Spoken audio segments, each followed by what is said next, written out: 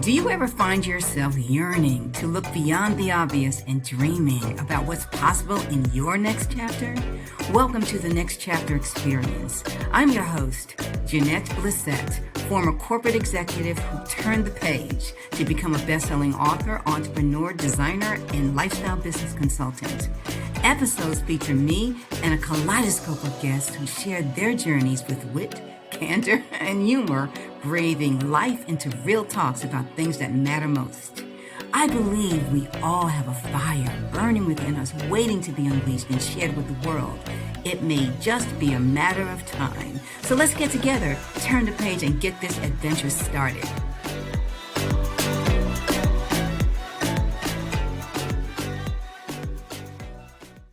Welcome to the Next Chapter Experience. Today's guest is Matt Boyle. Matt is the CEO and founder of Online to Offline, O2O, a company dedicated to helping businesses increase their lead generation activities, optimize their sales conversions, and maximize their profits. But that's only part of the story. O2O is committed to using entrepreneurship and job creation as a vehicle to end poverty-driven exploitation and sexual slavery by opening up centers in developing countries and using them as a community hub. Matt lives on the Sunshine Coast in Australia with his wife and his 6 children, where he spends his spare time training for strongman competitions. And that's not all. I have to tell you, Matt, I have seen some of your videos on the strongman competition, and you are slaying some heavy weight. And my hat goes off to you for that, for sure. For sure. So that's my stress relief. I love picking heavy stuff up and moving it. When I was reading a little bit of your background of how it all started and how this began, it started with a trip to Thailand, an unplanned tattoo, a prostitute, and a high-speed chase through Pattaya. That's all correct. It was an eye-opening experience. I can tell you that. I met an Aussie guy that was working with the Thai immigration police. And we just got talking, and prior to that, I'd, like most of us, blinkers on, living this blessed life in this amazing country, worrying about providing for my family and all that kind of stuff. And then he just started sharing stories with me and just started talking about some of these kids that he was rescuing and some of these women that he was rescuing and the decisions that they made that forced them and put them into this situation. And I just said, you've got to take me over. And I said, I need to see this for myself. I just cannot fathom that parents are so poor and so strapped for money that they can rent their kids out to that life. I just cannot fathom it. And it took me a few months to convince him, and he eventually took us over. And yeah, those 3 weeks just literally changed my life. It was just seeing the depravity that people go to and how they can take advantage of people was just mind-boggling. When I got back to Australia, it was like, I can't go back to life as it was before. I can't go back to my own little hole with put my blinkers back on and live and just go live providing for my family. I've got to do something to make a difference. And a few years later, this is where we are now. The way you took that experience, turned it into something really personal and took action. I visited with an author of a book, Thoughtfully Fit, and Darcy Elmo. She talks about a process that she uses. And the process is pause, think, and act. And in your particular case, I know that really paused you and you really had to take notice of what was going on. I got back and I said it. So at the time I had a sales training company. So I was getting paid really good money. We had 4 offices around Australia. It was a very profitable business, but a week or so after I got back, I was in this boardroom and I was training this group of salesmen, and I had 7 or 8 of them sitting there, arms crossed, doing everything they can not to pay attention and to disrupt it. And I'm working this out in my head, and I'm working out how much I'm getting paid and how much the room was, how much the wages for the sales team that were there, and worked out in my head that this day was costing this company $25,000. And I'm sitting in there going, these guys are not going to do a thing that I've said. Within 30 days of walking out, these guys have gone to forgotten everything. They're going to not be doing it. And the worst part is it's going to cost this company hundreds of thousands of dollars in lost sales because their results are atrocious. And that got me thinking, because at the time I was donating money left, right, and center, and every cent that I had, I was donating over to Thailand to help rescue women and all this kind of stuff. You know, it got to the point there that I'd actually donated a mortgage money, and my wife had to tap me on the shoulder and goes, honey, you need to ring the bank because mortgage is supposed to come out tomorrow and we don't have enough money. So you need to ring it. It's on you, sort it out. So I had this sort of thing in my head going, what I'm doing to donate, actually go and donate money, isn't actually sustainable. And then on the other hand, I'm getting paid and this event's costing $25,000 and they ain't going to get the results out of it. So I went, if I could just figure out how to take all the stuff that I've been training sales teams for them not to do and actually put it into a process, systemize it into a way that I can quality control it, I can measure it, I can actually get the results out of it, then surely companies, instead of paying me to train their teams not to do it and pay me to build a team to do it, they get the results. I can make some money and I can actually go and create some jobs. And that was the sort of collision between my mission, my passion, my vocation, where it all came together and went, it's so simple. Actually, it's extraordinary. It really is. You're the type of individual who we don't hear a lot about. But in your particular case, you took a modern day problem that we've had. I think that the numbers that I've seen is that in Thailand, there's over 600,000 victims of human trafficking. And that's an extraordinary number. Yeah, the town of Pell, where we spent our time and where I've got that affinity to, there's over 6,000 women and children who are trafficked through there. So they'll come from Cambodia, they'll come from Eastern Europe, they'll come from Africa, they'll come from other regions of Thailand, and they go through there. I said, the numbers are horrendous. And for me, I looked at it from multiple problems and went, well, you're never, ever going to be able to stop the demand for these victims. So if I can stop the supply and minimize the supply through job creation, because everyone that ended up in that situation did so because of money. And they made sometimes the bad choice, sometimes the choice was made for them, sometimes they were flat out lied to and manipulated. But all of those decisions came about because of money. And I went, well, if you build a center in the middle of these regions and you train them and you give them a job, they have a different choice. And then they don't need to go down that path. They don't need to go down where they're going to get exploited and all that kind of stuff. So that was where my thinking came from. And that's where the motivation looked at it from a entrepreneurial mindset as far as how can I do that sustainably? Because the more I looked into different businesses, different charities, different not-for-profits, I couldn't find a way that had that sustainability to educate employees to actually take foreign money, put it into the community, but do it in a way that actually bred independence, not dependence. Absolutely. You opened one business development outsourcing center in the Philippines. And I understand one of your goals is to grow it to 10,000 employees by 2023. Based on the background that I have in sales and marketing, there was that lead generate component where you're smiling and dialing back in the day, smiling and dialing, okay, and having these conversations. So in your particular case, your business model is completely different. Can you share a little bit about that business model as it relates to training your teams? Yeah, totally. So it starts from process first, people second. Thankfully, these days, technology has enabled us to communicate with people through different media and all that kind of stuff. So we don't need to rely on door knocking. We don't need to rely on cold calling as much as we used to be sustainable. LinkedIn, for example, it has 90 million people that are in a senior influencing position, and it has 63 million decision makers. So there's a huge pool of people just inside of LinkedIn. Then there's so many different avenues outside of that we can go find people. So we build systems first, and then we train our people to be able to use the system. So we wanted to be able to quality control every step of the way. So when it comes to creating a process, if we were looking at prospecting CEOs of $20 million companies, for example, and we wanted to find them in the manufacturing industry, we can go to LinkedIn, we can build a profile of this is who our decision makers are, this is what their profiles look like, this is the companies, and we can go and create a list of 5,000 people based on that. We can then quality control that. So we can then actually go have a second set of eyes, go and check that work is being done to the right standard. We can then have an outreach plan of going, well, we're going to connect with them on LinkedIn, we're going to send them a message, and we're going to engage in a conversation and book them into an appointment. And so we can process that. We can script out all the messages in a way that is a lot of yes, no answers and a lot of that kind of ways that we can make a decision-making tree based on. So again, we can quality control all of that. Then when it comes to training, instead of actually trying to train our salespeople and our agents on this is the manufacturing industry, this is their problems, this is their pain points, this is how we need to construct the conversation, which is a far greater level of training that's required and skill that's required. We train them to go, okay, go and match this profile. When you do it, send them this message. And when they respond, you need to look for these keywords. And keyword is going to be this response A, response B. And we can measure that, we can manage that, and we can have full sets of eyes watching it to quality control. So through our systems and through the training, and we have a project management tool that we itemize every single task that they need to do per account on a day. And that could be 150 different tasks.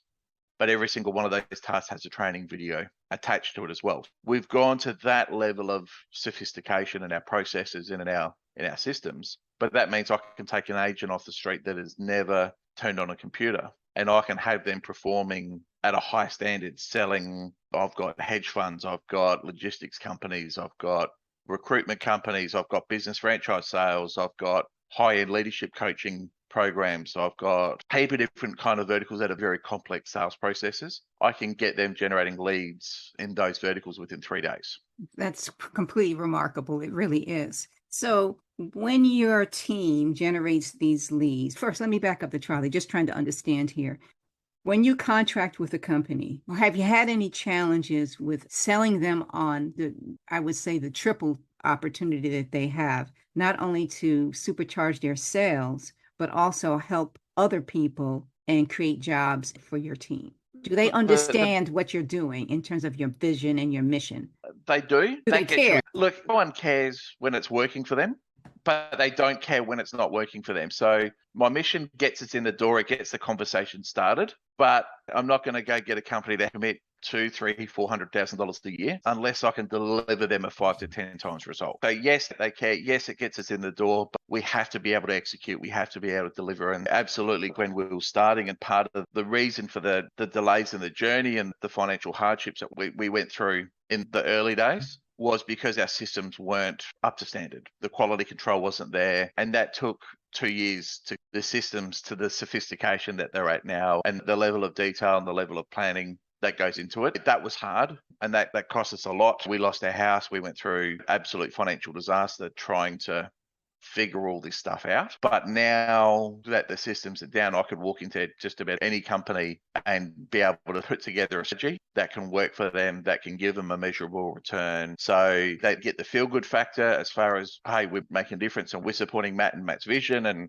creating these jobs, and they get that feel-good factor. But they don't have to justify why that feel-good factor is costing them money. That feel-good factor is making them money. It's increasing their sales. It's reducing some of their sales development and their business development costs, because not only are we integrating outsourcing, so instead of paying $30 an hour, we're paying $7 or $8 an hour, but we're also leveraging technology. So what we're actually achieving in that hour is 50 to 80% more contact and outreach than what they would one-on-one. So we're actually getting a double whammy of cost savings while still delivering a measurable result. Makes a lot of sense. So my understanding is that you have probably 5 or 6 different frameworks that you initiate in your business, from the standpoint of connecting, engaging, quality, converting, and then the serving piece. So my question is more now on the inside with your team. Can you talk a little bit about how that's structured and the type of mindset that your team has regarding the work that they do and the opportunity that they have? Look, we spent a lot of time laying the right foundations for culture, and it became really clear that a lot of the people we're employing are coming from a fear-based mindset, that they need to do this, otherwise they're going to lose their job. And we wanted to abolish that thinking. We want people to be grateful for their jobs. We want people to be hardworking, but we don't want people worried about making mistakes and worried about all of that kind of stuff. So we really had to spend a lot of time creating this culture based on challenge, based on discipline, based on getting feedback and welcoming feedback, but doing it from that perspective of growth, not from the perspective of discipline. And that's something that for most of them is quite foreign, because the way they're managed in typical centers over there is, if you don't perform, you lose your job. Where we sit there and go, if you don't perform, then there's a problem with our system or a problem with our message. So let's go fix the system, because either we haven't got the right process in place, we haven't got the right messaging in place, or there's something else going on. So we take ownership as such because of the processes we have. We sit there and go, the variables you can control as the agent is, are you on time? Are you following all the processes? And if you're doing that, then there's nothing for you to worry about. If you're doing that and it's not delivering the results, then that's a system issue. So let's fix the system. That's something that takes a lot to really ingrain and really get into people, because, you know, you've been in sales. That's such a foreign concept for anyone in sales in the Western world, let alone in developing countries. It's there. But when you really embrace it from the top down, the results you can actually deliver are astronomical, because now people are just focused on the process, and the data from the process tells us whether we're on track or off track. And if we're off track, that raises little red flags and we go and fix it. And because we can fix it quickly, we can deliver amazing results for clients and amazing returns through from that, which they are welcome. And we have processes in place to celebrate victories all the way through. So we have regular team lunches and team dinners and all of that type of stuff. We've got a karaoke machine there, which gets a workout just about every week and all that kind of stuff. And that's how they celebrate victories. And it's all in or none. So we won't exclude anyone. Like, it's not an individual basis, it's a team basis. So as an entrepreneur, especially over the last 2 years with the pandemic impact or effect that it had on all businesses, what kind of effect did it have on your business? We doubled. And it just came down to that right offer, right time. Pandemic meant people were more open to different opportunities and different things where companies were previously, no, we need to insource this, we need to do it in-house, we need to see our sales team before them to work. All of a sudden they went, oh, we can actually manage this remotely. So they became more open to the opportunity. Then the employee shortage started kicking in. So all of a sudden, when people went back to work, they were going, in the Western world, I know certainly here in Australia, people were going, you know what, I can go make $30 an hour on Airtasker, and I can go make $30 an hour with Uber and all this kind of stuff. So why am I going to go torture myself working in a call center for $30 an hour? So they couldn't fill those roles. So all of a sudden they had to go look at different opportunities. And then all of a sudden, with the right fits, they were, oh, this is actually so much better. It's scalable. It's measurable. We don't need to stress about it. We don't need to have the office space. We don't need to have these and all of that kind of stuff. So all of a sudden, then when they became open to it, they actually saw the value of it, rather than just thinking about it as previous eyes were, oh, I'm not dealing with outsourcing.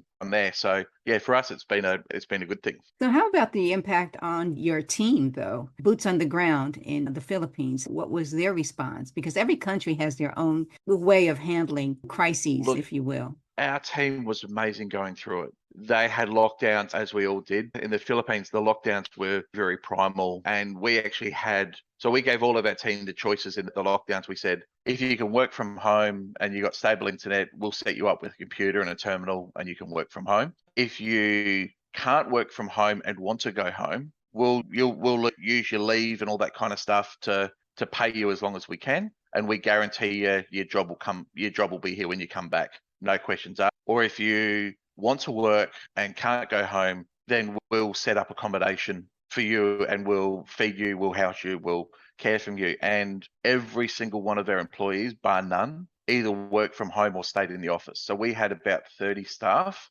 that we built temporary accommodations with all of that stuff in the Philippines, and we were one of only 2 centres. The Philippines government actually signed off, in the town that we're in, signed off to allow teams to keep working through the lockdown, because we had all the right protocols and all that kind of stuff in place. And it was an amazing bonding experience. Like, I had agents that did not go home and see their families for 3 months. That's remarkable. That was their choice. Like, we kept asking them, kept checking them, going, you can go home. And they said, no, so we just want to keep working. Our family understands. We're providing for them. We're helping businesses. We're doing all of this thing.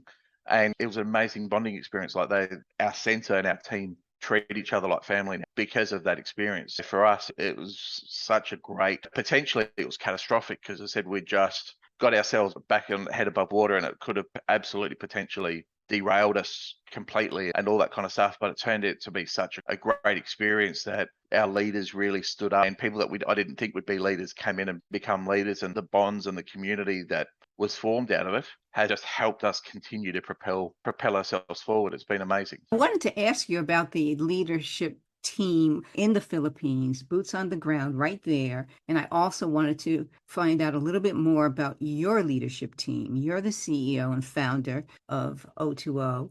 Can you talk about both spaces? Certainly. So on the grounds in the Philippines, we have operations managers, we have sales manager sitting on the ground, and they form kind of the nucleus of the team over there. And then we have a lot of developing leadership around it. So we have team leaders, we have a couple of layers of leadership over there that we're constantly looking to develop our leaders from within and let them grow and let them do it, because they're all chasing opportunities. They all want to earn more money. So we put them in the situation where they can grow, they can develop their skills, and they can benefit from our growth. So the leadership team over there is really solid. We're just adding more of a HR leadership component at the moment. That's the area of focus for us now. We're at that size that we want to have site engagement officers and HR that are really driving things there, because what worked for us when we were smaller, it's not going to work for us as we're bigger. So we're filling that gap over there. As far as leadership over here, I have a CFO that has my back. I'm the visionary. I'm the let's just go sort this stuff out. But I don't necessarily, financial management isn't my strong suite.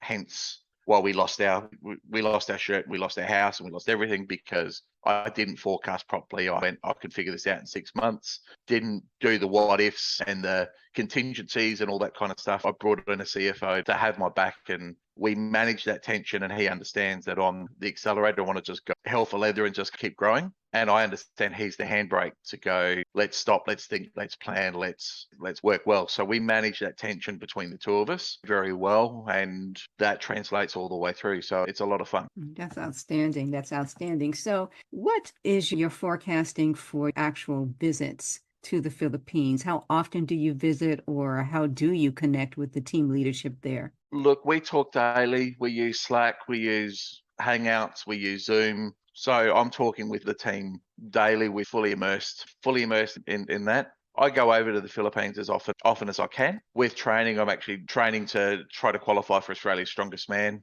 at the moment. So I don't get to go over there as often as I need to. But the good thing is I actually don't need to, because the business is running well over there. The systems are working. The team keeps growing. I have to just embrace the fact of my business doesn't need me there on the ground regularly to run. The leaders that I've put in place, that I've developed, that I've trained, and the systems that I've built enable us to do it. That said, we're growing rapidly. We probably need to open another center in the Philippines because we're running to capacity, and we want to launch in Thailand next year. So my trips to the Philippines and over to Thailand are going to be a lot more frequent over the next 12 months than what they have over the last 12 months. And you dovetailed right into my next question, which was going to be, what's next? What's next? Expanding in the Philippines and Thailand. Okay, I'm getting that. Is there anything from a technology standpoint or any type of marketing frameworks that you are testing out? Not that you want to share your secrets or anything like that, I understand. But we're building a community. I've partnered with quite a few venture capital firms that are putting together a big entrepreneur event early next year. And through that, there's going to be a lot more strategic partnerships with startups and scale-ups, and that, and using our center more as a labor hire center as well as the business development center. So there's a lot of growth coming over the next 12 months. For me, that wants to lead to centers in Thailand, centers in Cambodia, which is where there's a much greater problem around trafficking and exploitation. That's the growth plan for us over the next 12 months. Have you looked at the continent, Africa? Yeah, looked at Africa, looked at South America as other regions that our model works perfectly in with that. And there's the same levels of exploitation and poverty that we can help resolve. It's because I went to Thailand and because that's where my experience was. That's where the heart's focused first. The plans, once we get launched into Thailand, there's that next level of growth beyond that, where it is actually, I'm not worried about filling centers as much anymore. I can just open them and all that kind of stuff. There's certainly, the only way I'm going to get to 10,000 jobs, which is the vision, the goal, is to be able to have a much greater reach than Southeast Asia. Africa is one place, South America is another, and then probably Eastern Europe is probably another region as well. How can our listeners contact you? What's the best way for them to contact you? Best way is to find me on LinkedIn, which I'm sure you'll put my profile in the show notes, but it's Matthew Boyle, Matthew spelt with one T through there, or you can find us on our website, which is online2offline.com.au. Absolutely. I have really been inspired, but you opened my eyes to possibilities of how I, even on an individual basis, can contribute to something that is going to enrich the lives of others. I think what you're doing is remarkable, Matt. And kudos to your team at home, your wife and your 6 children who continue to be there to support. So I put them through hell for a couple of years, but they all stick by me. So it's amazing. Absolutely. So when is your big competition? When is that coming up? I'm training for the qualifiers at the moment. So if I get through the qualifiers, which fingers crossed I'll do that, then that's in end of January. I've got a fair few things to tick off to get there between now and then. It's just like anything, you put the work in. And what I love about Strongman particularly is it exposes you if you don't put the work in, and it rewards you if you do. Because, you can go and train and lift heavy 5-6 days a week, which is what I do. But it's the sleep and it's the meal prep and the eating and the recovery that makes it. And if you do all of those things, you get rewarded. And if you shortcut and you miss out on one of those steps, then it gets exposed. So you put the work in and you get the result. Much like life. Very much like life. Absolutely. Matt, I've enjoyed our conversation. I'm sure our listeners have as well. Thank you for sharing your time with me and our listeners. And I wish you the very best with your competition, but more so with your family and with your business endeavors. And I greatly appreciate this time with you. Likewise, it's been a lot of fun.